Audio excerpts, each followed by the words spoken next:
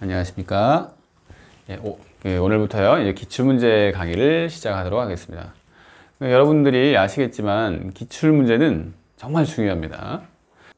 그러니까, 나왔던 문제가 반복적으로 나오는 경우가 참 많고요. 그리고 기출문제도 많이 쌓여있기 때문에, 기출문제만 공부를 하시면 사실 별도로 그냥 다른 문제지를 안 푸셔도 될 만큼, 이 기출문제는 참 중요합니다. 많이 쌓여있기 때문에. 그래서 이 기출문제 강의는 그 시험에 합격하는 데 있어서 기본적으로 기본서 내용을 아셔야 한다는 바탕하에 보면 기출문제는 기본서만큼이나 중요한 교재예요. 그래서 공부를 하실 때 이 기본서랑 기출문제를 같이 공부를 하셔야 하는 거예요. 그래서 이제 오늘부터 새롭게 이제 기출문제 강의를 한번 해보도록 하겠습니다. 1번 문제 보겠습니다. 상대방이 있는 단독행위에 해당하지 않는 것은 다툼이 있으면 판례에 따름 이렇게 나오죠. 우리가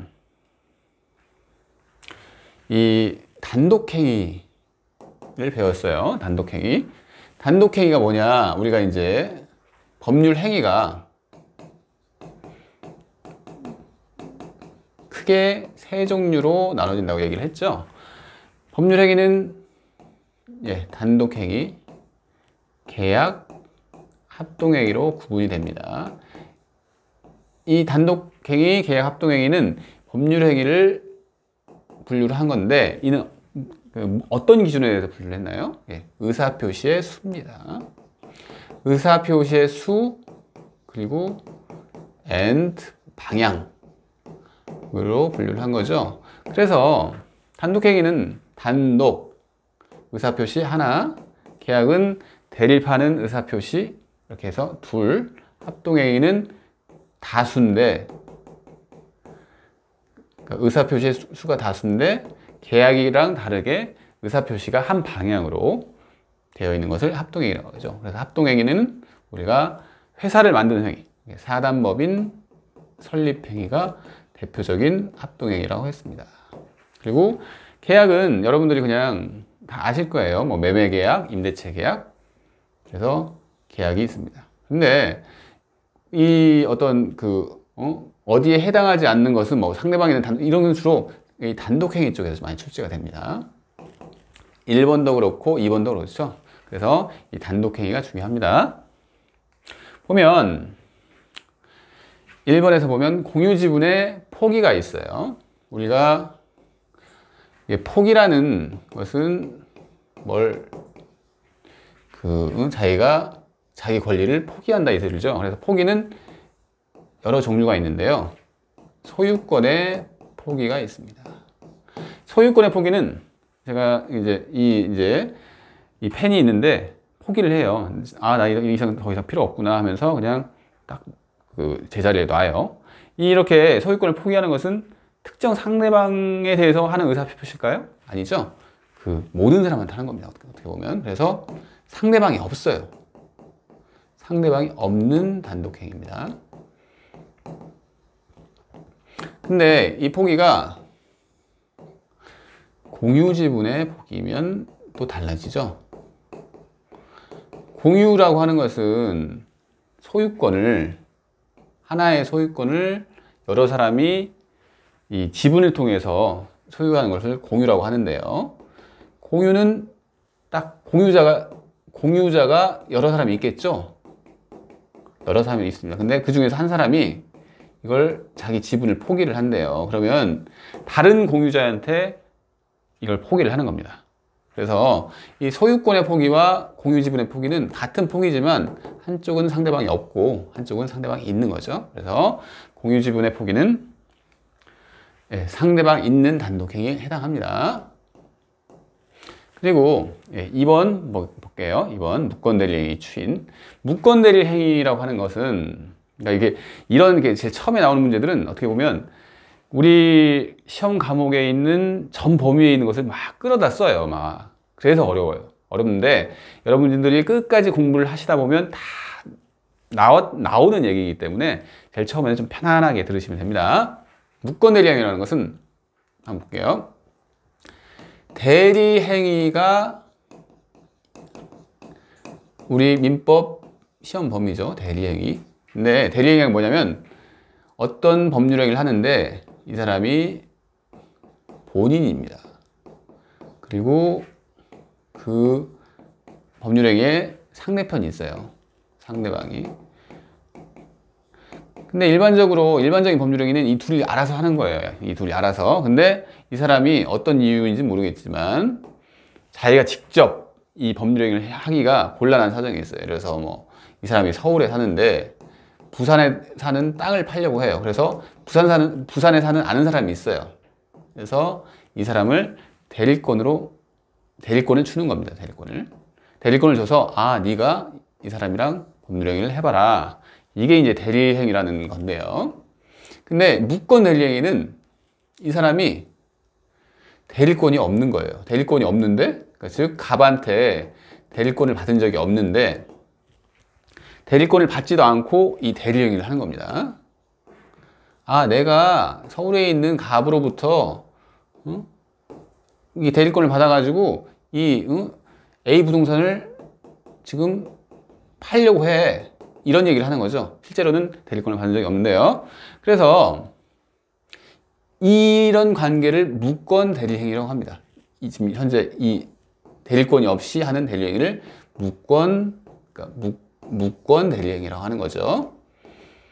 그죠? 근데 무권 대리행위는 이 효과가 어떻게 될까요? 이 사람이 A 부동산을 팔았어요. 네, 대리권 없이. 그래서 그 효과가 이 본인한테 미치면 될까요? 안 되겠죠. 그래서 무권 대리행위는 효과가 원칙적으로 무효입니다. 무효. 아시겠죠? 당연한 겁니다. 근데 이 병의 입장에서 한번 생각해 볼게요. 상대방은 갑자기 정상적인 거래라고 생각을 했는데 이 사람이 무권 대리권이 없다고 해가지고 이 계약이 깨진 거예요. 깨지는 상황이 된 거예요. 무효가 되는 거예요. 그래서 이 사람 입장에서는 좀 황당할 수가 있겠죠. 이 사람의 신뢰를 침해한 상태가 됩니다. 신뢰가 침해가 됐어요. 나는 이렇게 믿었는데 갑자기 계약이 깨졌네. 이렇게 된 거죠. 그래서 어떤 제도를 두냐면 우리 그 법에서는 이런 무권 대리일 경우에 본인, 이 사람이죠. 갑이 추인할 수 있는 제도를 줍니다. 추인이 우리가 추자는 과거입니다. 과거 것을 인정을 하자는 거죠. 내가 보니까 이 을이라는 사람이 대리권도 없이 내 부동산을 이렇게 매매 계약을 체결했는데 그래 뭐 어차피 나도 그 물건 팔려고 했어 해서 이 무권 대리 행위를 그냥 인정을 한다는 얘기죠. 그걸 무권 대리 행위의 추인이라고 합니다. 근데 여기서 지금 문제는 이 무권 대리 행위의 추인이 과연 어떤 법률행위인가죠? 이 사람이 추인을 하는데 이 법률행위를 이 을과 병 사이에 했던 법률행위를 추인을 하는 거죠. 그래서 상대방은 있어요. 을한테도 추인할 수도 있고 병한테도 추인할 수 있고 상대방이 있는데 그럼 이게 계약이냐? 계약이라고 하는 것은 계약은 서로 의사의 합치가 있어야 하는 거죠. 그게 아닙니다. 추인은 이 사람이 하고 싶으면 나 추인할래 하면 끝나는 거예요. 상대방의 의사의 합치가 상대방과의 의사의 합치가 필요하지 않은 이 행위입니다. 그래서 추인은 그냥 상대방 있는 단독행위입니다. 단독행위예요. 예, 아시겠죠? 그래서 이것도 맞습니다. 또 상계라는 이제 약간 생소한 용어가 나오는데요. 상계 들어보신 적은 있을 거예요. 상계가 뭐냐면 이것도 간단하게 설명을 해보겠습니다. 갑과 을이 갑이 현재 을한테 1천만 원의 채권을 가지고 있고요. 을도 1천만 원의 채권을 가지고 있습니다. 근데 둘 다 이행기가 도래했어요. 근데 이 사람이 갑자기 나 너한테 1천만 원 청구를 하고 그러면 을이 이제 갚아요. 나중에 을이 그래 나도 너한테 돈 받을 거 있는데 1천만 원 또 청구를 하고 이 사람이 또 갚습니다. 여러 번 반복이 되잖아요. 여러 번. 그래서 어떻게 보면 둘 다 채권을 가지고 있죠. 이런 경우에 어떤 한 사람이 상계하자. 나 받을 거 너한테 있는데 너도 나한테 줄 거 있지? 응? 그리고 뭐 이런 상황에서 이것을 한마디로 퉁 친다는 얘기죠. 이게 이제 상계입니다. 상계. 상계는 이런 상황에서 이렇게 상계를 할 수 있는 상황에서 뭐 이 갑이 이제 상계를 한다고 생각해 보세요. 을의 동의를 받고 하는 거예요? 아니죠. 그냥 상계하는 겁니다. 그냥 상계하면 됩니다. 근데 상대방은 있죠. 그래서 이 경우에도 상계 의사표시도 상대방이 있는 단독행위에 해당합니다. 예, 그리고 취득 시의 이익의 포기가, 또 포기가 나오네요. 다 설명을 한 포기 중에서 하나 더 있네요. 그러니까 보니까 소유권 포기 받고요. 그 다음에 공유지분 포기 받습니다. 근데 취득 시효 이익의 포기라는 것도 한번 설명을 해보겠습니다. 우리가 그러면 취득 시효를 알아야겠죠. 취득 시효도 가끔 이제 일상생활에서 쓰이기도 하는 용어인데 이거예요. 우리 민법에서 민법 규정이 있습니다. 20년간 그 요건이 소유의 의사로 평온 공연하게 점유를 한 경우에는 이 점유자가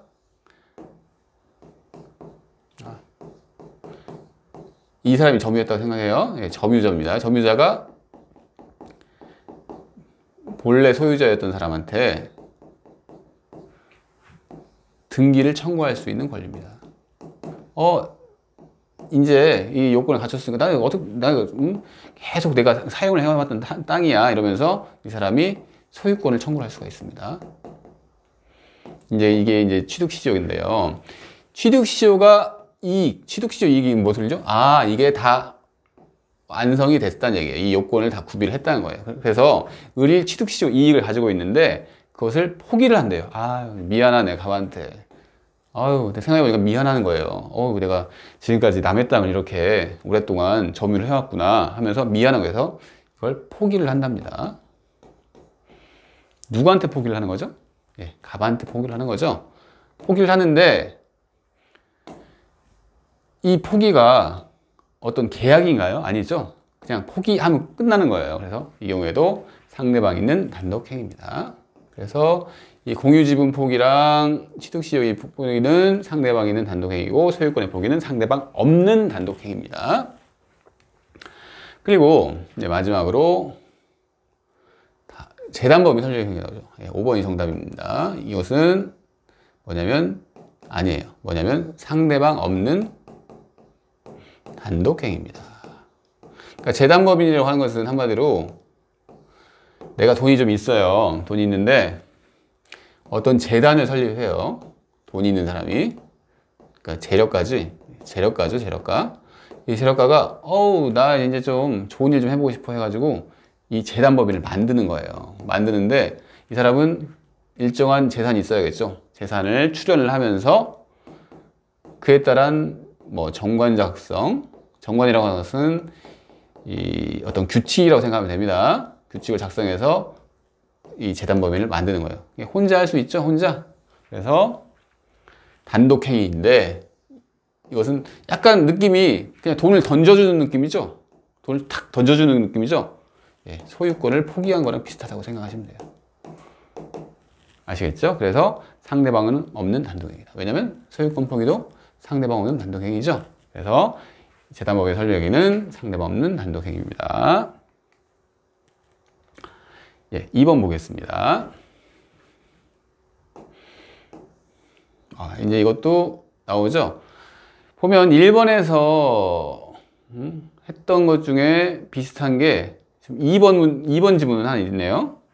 1번에서 2번은 무건대리로 체결된 계약에 대한 본인의 추인 설명을 했습니다.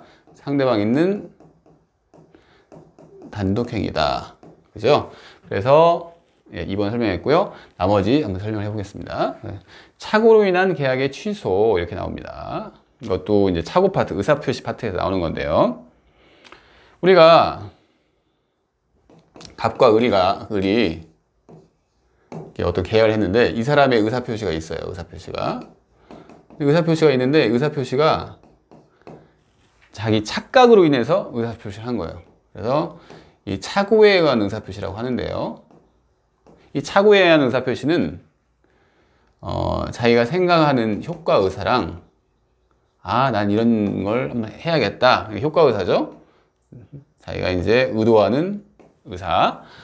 근데 이 표시를 했을 거 아니에요. 어떤 이 효과 의사를 표시를 했을 거 아니에요. 근데 이게 일치를 하지 않습니다. 예, 일치하지 않는데 이 표의자가 이것을 인지를 못하는 거예요. 이걸 착오라고 합니다. 예, 착오에 의한 의사표시가 이런 개념이에요. 효과 의사를 표시를 했는데 이 효과 의사랑 표시랑 일치가 되지 않는구나. 근데 그것을 그 표의자, 의사표시를 한 사람이 인지를 못하는 것을 착오에 의한 의사표시라고 합니다. 이런 경우에는 착오에 의한 의사표시는 취소를 할 수가 있어요. 이 표의자가요. 109조에서 나오죠. 109조에서 착오로 인한 의사표시 해가지고 109조에서 나옵니다. 민법 109조에서요. 취소를 할 수가 있는데 이 취소의 성질이 뭐냐는 거죠. 취소 계약이에요? 을이랑 뭐 계약을 하는 거예요? 아니죠. 그죠? 취소는 을한테 하는 거예요. 그러니까 상대방이 있는데 단독행위로 하는 겁니다. 계약으로 하는 것도 아니고. 그래서 착오로 한 취소는 상대방 있는 단독행위입니다. 그래서 1번도 아니죠. 상대방 없는 단독행위를 고르는 거예요. 3번 미성년자의 법률행위에 대한 법정 대리인의 동의. 이것도 잠깐 설명을 해보겠습니다. 보면 갑이 미성년자인데 19세 미만이죠. 이 사람이 독자적으로 어떤 사람이랑 이 계약을 할 수가 있을까요? 예, 뭐 할 수 있어요. 있는데 한마디로 취소를 할 수가 있어요. 할 수 있어요. 있는데 하면 취소권이 발생을 한다는 얘기예요. 그래서 원칙적으로 이 미성년자의 법정 대리인 친권자가 주로 법정 대리인이 되죠. 법정 대리인 을이 있다고 해보세요. 봅시다. 이 사람이 동의 없이 하면 취소를 할 수가 있는데 그럼 이 사람이 동의를 해줄 수 있다는 얘기잖아요. 동의하면 유효한 법률행위가 된다는 얘기죠. 동의하면 유효한 법률행위가 된다는 겁니다. 그러니까 이 법정 대리인의 동의는 누구에 대해서 해주는 거죠? 상대방이 있죠. 네 법률행위를 내가 동의를 해줄게 이런 거잖아요. 그래서 법정 대리인의 동의도 상대방 있는 단독행위입니다. 네, 아시겠죠? 이게 나왔네요. 4번이 정답입니다. 유언은 자기 혼자 조용히 하는 거예요. 그러니까 자기 혼자, 물론 방식은 우리 민법에서 방식이 정해져 있는데 자기 스스로 하는 겁니다. 이것은 상대방 없는 단독행위예요. 상대방이 없어요. 예, 유증도 마찬가지로. 유증은 뭐죠? 유언서에 쓰는 거예요. 나는 이 A 부동산을 내가 누구한테 주고 싶어. 뭐 이런 거예요. 유언에 의한 증여예요. 그래서 이 경우에도 상대방이 없습니다. 유언을 통해서 하는 거기 때문에 아시겠죠? 그래서 손자에 대한 부동산의 유증. 이것은 상대방이 없는 단독행위입니다. 네, 답은 나왔고요. 이제 5번 봅시다. 계약 해제가 나옵니다. 계약 해제. 이것은 우리 시험 채권편에 나오는 제도입니다. 해제는 계약만을 대상으로 해요. 계약만을. 우선 그것만 아셔도 됩니다. 현재 첫 시간에는 해지라고 하는 것은 계약을 대상으로 하는 거구나. 이건 아셔야 돼요. 무슨 얘기냐면 계약을 했어요. 계약을 했는데 계약이에요. 어떤 사유로 뭐 예를 들어서 그 사유가 이 사람이 이행을 지체한대요. 한마디로 이 사람한테 계약을 맺었으면 어떤 채무가 발생할 거 아니에요? 근데 그 채무를 이행을 해야 하는데 이런 중도금이라고 했습니다. 중도금을 줘야 하는데 중도금 기일이 있을 거 아니에요? 중도금을 늦게 주는 거예요. 이행 지체. 아니면 또는 그 이행이 불능이 됐어요. 뭐 이런 사유들이 있으면 계약 해지 사유가 발생을 하는 거예요. 그런 경우에 해제권이 발생을 하는데 해제권을 행사를 하면 이 계약은 소급적으로 소멸을 합니다. 그래서 그 효과들이 나오는데 이제 그런 건 아실 필요가 없고, 해제권, 계약에 해제권이 발생해서 해제를 하는 거죠. 해제는 누구한테 하는 거죠? 계약 상대방한테 하는 거죠. 그래서 상대방 있는 단독행위입니다. 이건 계약 아니죠. 우리 해제권이 발생해서 그냥 해제하면 끝나는 거지. 이 사람의 어떤 동의를 받을 거 아니잖아요. 그래서 이것은 계약이 아니고 상대방 있는 단독행위입니다. 그러면 우리가 이제 2번 봤는데 1, 2, 3, 5는 상대방 있는 단독행위고 4는 상대방 없는 단독행위입니다. 예, 아시겠죠? 네, 2번 넘어가고요. 이번에는 3번을 보겠습니다. 3번.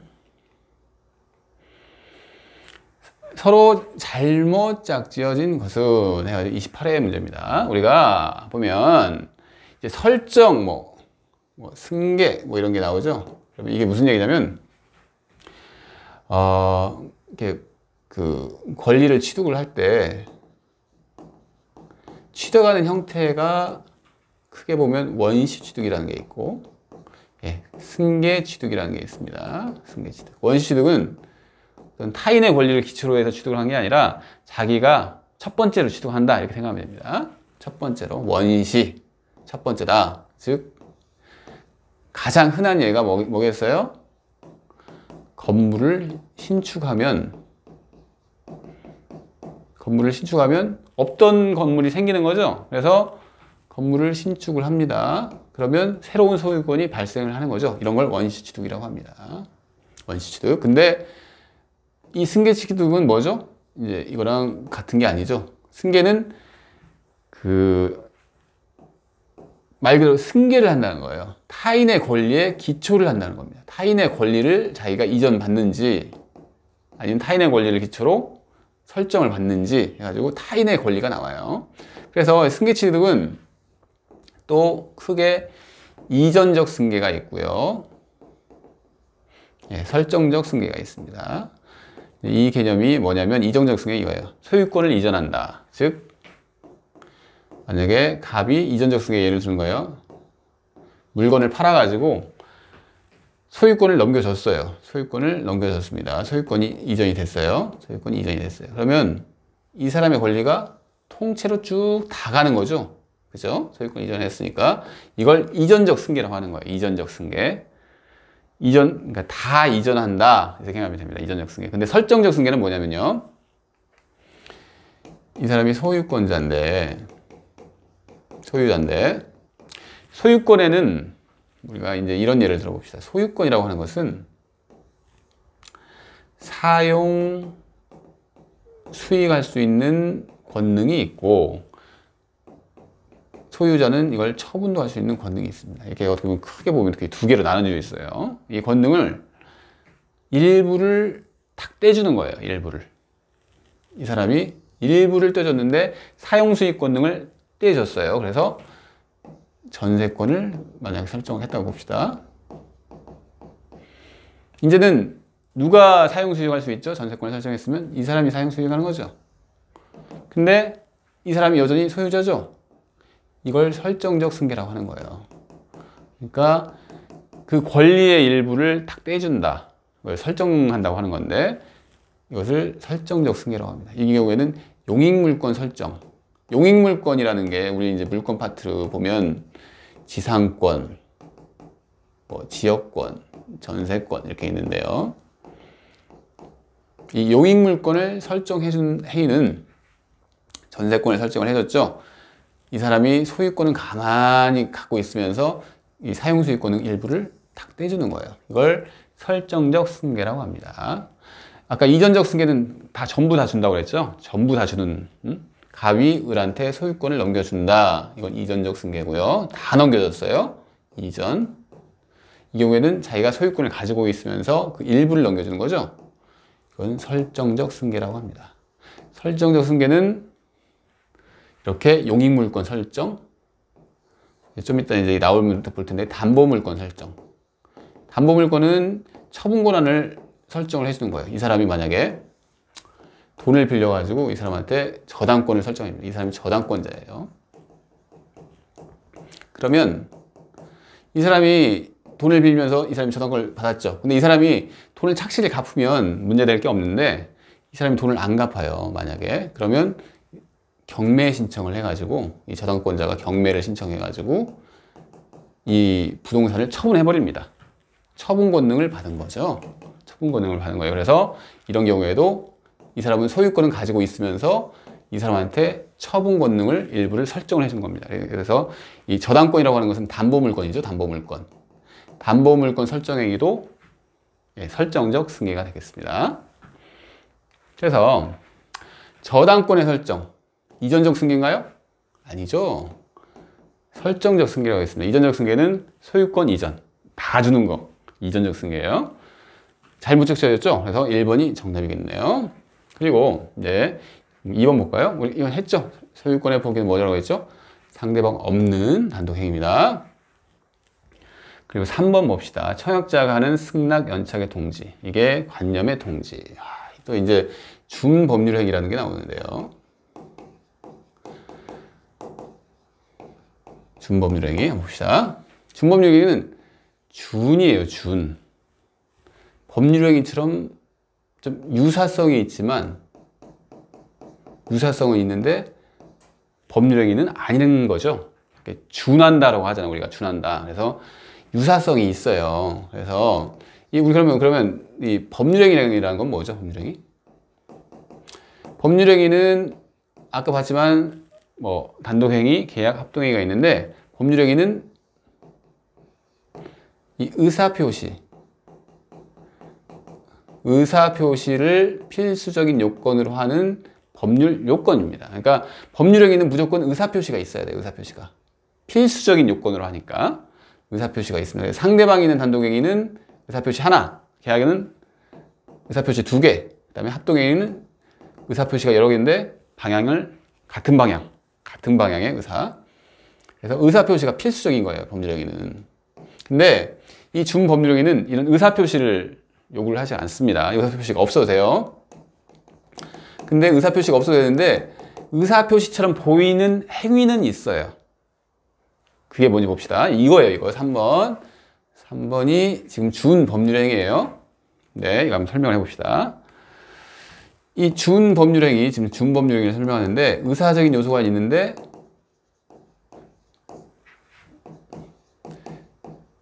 의사표시는 아니라고 그랬죠. 의사표시는 포함을 안 한다고 그랬어요. 이게 같지가 않은데 왜 어떻게 안 같은지 한번 볼게요. 우리가 의사표시는 자기가 원하는 의사를 표시하는 거예요. 매도의 의사표시, 매수의 의사표시가 합치돼 가지고 계약이 성립을 하죠. 매매 계약이 성립을 합니다. 이 매도의 의사표시는 내가 이 물건을 팔아야겠다. 그러니까 좀 적극적이죠. 예, 적극적입니다. 자기가 원하는 어떤 그 효과 의사를 이렇게 표시를 하는 거예요. 근데 이 준법률행위는 그게 아니라 어떤 의사표시 비슷한 비스무리한 게 있는데 이 의사표시가 아니고 그 의사는 뭐냐면 그 효과는 어떻게 발생하냐면 법률에 그 효과가 법률 규정에 그 효과가 있어서 법률이 그 효과를 딱 인정을 해주는 게 이제 준법률행위입니다. 그래서 봅시다.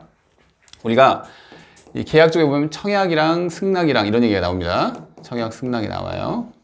그래서 갑이랑 을이 청약을 했고 이 사람이 청약이고 이 사람이 승낙자예요. 근데 이 사람이 갑이라는 사람이 딱 3월 31일까지 내가 청약을 하는데 이때까지 네가 승낙의 의사표시를 했으면 좋겠어 얘기하면서 청약을 합니다. 이렇게 딱 기한을 정해서. 그러면 이 사람은 당연히 만약에 이 청약을 받아들이려고 하면 이 기간 내에 승낙 통지를 하겠죠. 그래서 이 사람이 만약에 3월 한 25일 날 이 사람한테 승낙 통지를 합니다. 어떤 우편의 형식으로 했다고 생각해 보세요. 그러면 일반적으로 이 3월 25일 날 보낸 것은 3월 31일 안에 도착을 하겠죠. 도착을 해요. 도착을 하면 당연히 청약과 승낙이 합치가 돼가지고 계약이 성립이 되는 겁니다. 도착을 하면. 근데 일반적으로 도착을 할 수 있는 상황인데 연착을 했어요. 연착. 연착을 했습니다. 그러니까 늦게 도착했다는 거죠. 3월 25일 날 보냈는데 4월 한 3일경에 도착을 했어요. 연착을 했습니다. 이 사람이 받았어요. 받았는데 보니까 보낸 날짜가 3월 25일이네. 근데 연착을 해가지고 이 기간까지만 도착해야지 그 계약이 성립을 하는데, 이거 어떻게 해야 보니까 이 연착 통지라는 게 있습니다. 법률 규정에 나와요. 법률 규정에, 우리 민법에 나오는 얘기예요. 그래서 이 사람이 보니까 연착 통지를 이 사람한테 보내면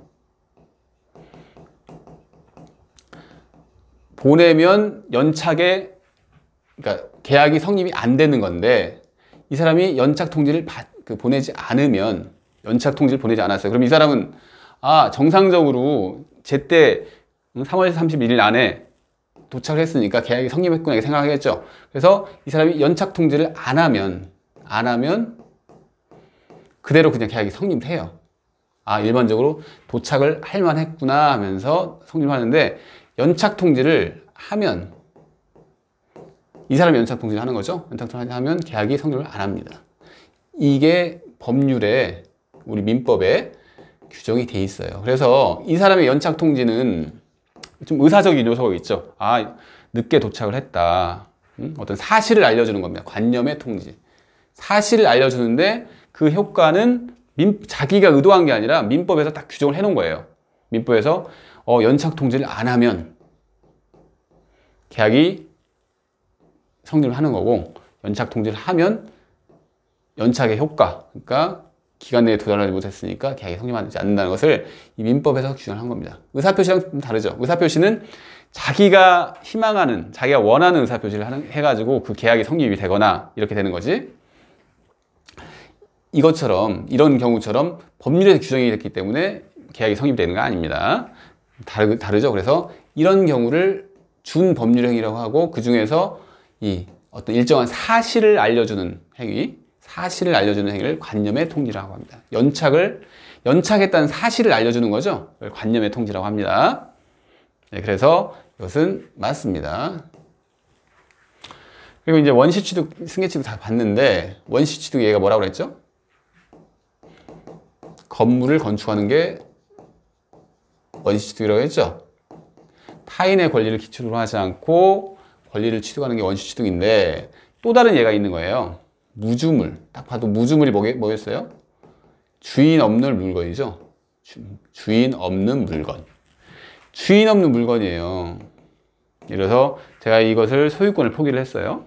소유권을 포기를 했습니다. 그러면 이게 무주물이 되죠. 근데 그것을 가장 먼저 선점을 하면 소유권을 취득을 합니다. 근데 이 소유권 취득은 제 권리로부터 취득을 했나요? 제가 이제, 물론 그 전에는 제 권리였지만, 소유권을 포기하는 순간 제 권리가 아니죠. 이것은 이제 권리가 없어요. 이제 먼저 취득하는 사람이 제일 먼저 그 소유권을 취득을 하는 겁니다. 그러니까 새롭게 취득한다는 얘기죠. 저는 이제 단절이 된 거예요. 포기하는 순간 딱 단절이 돼가지고 더 이상 소유권이 없죠. 그 상태에서 선점을 하는 거기 때문에 이것은 원시취득입니다. 그리고 또 이제 무권대리 아까 얘기를 했는데, 이것은 좀 약간 다른 얘기예요. 아까 이제 한번 봅시다. 본인이 있고요, 대리인이 있고 상대방이 있는데, 이 사람이 무권대리인이라고 했죠. 무권대리인이에요. 했는데 이렇게 어떤 법률행위를 했습니다. 그러면 무권대리인이 한 법률행위는 무효가 원칙이죠. 무효. 근데 이 사람이 추인을 하면 소급해서 유효가 됩니다. 유효가 될 여지가 있어요. 그래서 이 상대방 병은 계약을 꼭 성립을 시키고 싶은 거예요. 그래서 추인 여부를 물어볼 수가 있습니다. 이걸 최고라고 해요. 최고. 이 사람이 추인을 그냥 바로 해주면 좋지만, 이 사람은 그냥 아무 액션을 안 취할 수가 있어요. 무권대리 무효인데 내가 말 같지도 않은 일을 했네 하면서 그냥 가만히 있을 수가 있어요. 그래서 이 사람은 먼저 액션을 취는 거예요. 너 추인, 이거 이렇게 했는데, 추인할지 여부를 좀 알려줬으면 좋겠다. 이 최고를 하는 거예요. 근데 이 최고를 하면 이 최고의 효과가 발생할 거 아니에요. 추인이 되든지 아니면 추인이 안 되든지 이렇게 있는데, 우리 법에서는 이런 상황에서 이 사람이 그 기간 내에, 상당한 기간 내에 이 추인 여부를 얘기를 안 해주면, 추인 여부를 어떤 그 추인의 의사표시를 안 하는 거죠. 이러면 추인을 거절한 것으로 본다고 합니다. 그러니까 그 최고를 했는데 최고의 어떤 효과가 법에 규정이 되어 있죠. 법에. 그래서 이 경우에는 준법률행위인데, 아까 아주 전에 보면 준법률행위 중에서 우리가 관념의 통지를 했는데, 이것은 일정한 사실을 그냥 딱 통지를 하는 거예요. 통지. 일정한 사실에 대한 통지입니다. 아, 네가 이제 연착을 했는데 너의 의사표시는 연착했어 하면서 그냥 통지를 하는 거예요. 이 의사의 통지는 그런 게 아니라 통지긴 한데 이것은 물어보는 거죠. 일정한 사실을 알려주는 게 아닙니다. 관념의 통지는 일정한 사실을 알려주는 행위고, 이것은 물어보는 거예요. 이것은 최고 같은 경우에는 어떤 그 사실을 알려주는 건 아니죠. 물어보는 겁니다. 의사를 타진해보는 거예요. 뭐 추인할지 여부를. 그래서 이 경우는 의사의 통지라고 합니다. 그러니까 준법률행위는 쭉 설명했는데요. 이 관념의 통지가 있고 의사의 통지가 있습니다. 아시겠죠? 관념은 일정한 관념은 사실이라고 하면 돼요. 연착 사실을 통지를 해준다. 이 최고는 의사의 통지인데, 이것은 사실이 아니라 의사를 물어본다. 상대방의 의사를 물어본다. 사실을 알려주는 거 아니잖아요. 그죠? 그래서 약간 차이가 있습니다. 그래서 3번은 딱 1번입니다. 예, 이렇게 여러분들이 이제 나중에 이제 정식 시험을 보실 때 1번이 확실하면 읽어보시면 안 됩니다. 이런 경우에는. 저는 지금 강의를 하기 때문에 이걸 일일이 다 설명을 해가지고 여러분들한테 그 실력을 배양시키기 위해서 하는 거지, 이런 식으로 막 하면 안 돼요. 1번에서 설정인데 저당권이네, 용익물권 설정, 담보물권 설정이 뭐라고 했지? 이전적 승계는 소유권 이전인데 이건 설정적 승계지. 확실하잖아요. 읽어보면 안 돼요. 여기서 시간을 세이브를 해가지고 어려운 문제를 푸셔야 합니다.